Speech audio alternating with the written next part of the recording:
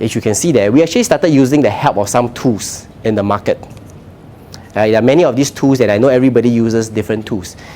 So this is a case of a sales manager and a team member. Now the team member was a former chef we hired just about 6 months ago.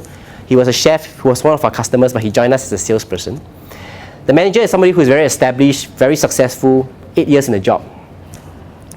So when they came in, we started on the onboarding program, and we started giving him different recommendations on how does he want to coach this person. But after 2 or 3 months, into the job, they don't talk to each other anymore.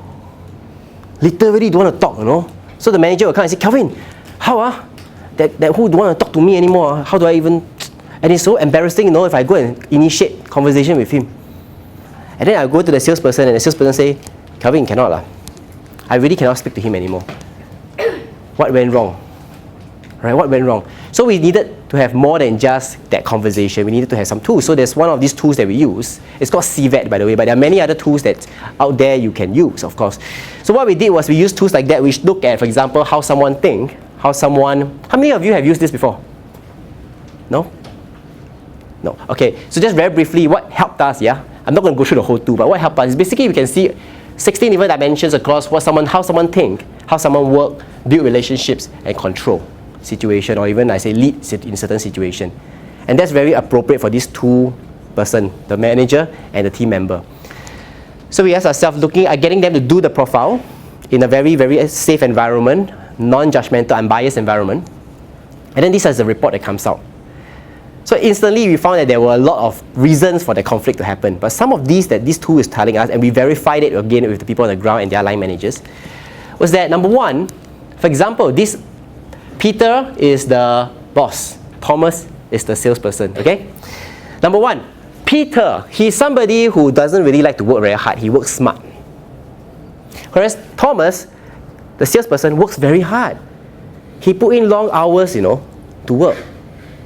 Oh, by the way, they came from very different backgrounds as well. Yeah, so Thomas is actually a foreigner. Came here, started to make a living as a Chinese chef, trying to cook. Right, and then finally he found some hope and he joined Unilever as a salesperson. Whereas Peter came from a very corporate environment. Okay, from a different country. I won't mention the countries and all this, just to protect their identities. Yeah. So what happened is we found that, okay, so we asked Peter. Peter doesn't mean that. Do you notice that Thomas worked very long hours trying to accomplish what he has to do? Yes, he does that. And how do you feel? I feel that he's ineffective. But if I look at it from Thomas' perspective, Thomas, what do you feel? I put in my effort so hard, but my boss don't recognize me. Right, then we ask, what else? What other differences? So I'm just going to quickly show you what stood out from this case.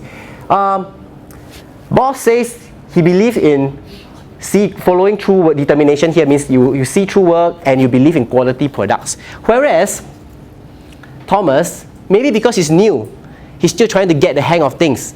He doesn't really see through things and he doesn't deliver quality product. And I asked the manager and I asked Peter that, is that true? He said, yeah, that's the reason why I'm so frustrated with him. Every time he promised something, he doesn't deliver. So what could be wrong? What could be wrong? Right? And we further investigated. We said, okay, look at the way you communicate and build a relationship with him. Yeah. Thomas is somebody who needs affection. He likes to talk to people about his problems. He needs someone to be a listening ear. Now, Peter, have you been doing that? What for? We are here to sell what? Hit our targets can already. Very low on that. Okay, so before we talk anything else, let's find out more. And then the best thing is ask Peter, so what's one thing that, I know you said that you are frustrated he don't deliver what he promised, but what do you think is the real reason for him to act like that? This guy don't think very much. Every time he do things, he don't think before he talk. He don't think before he commits.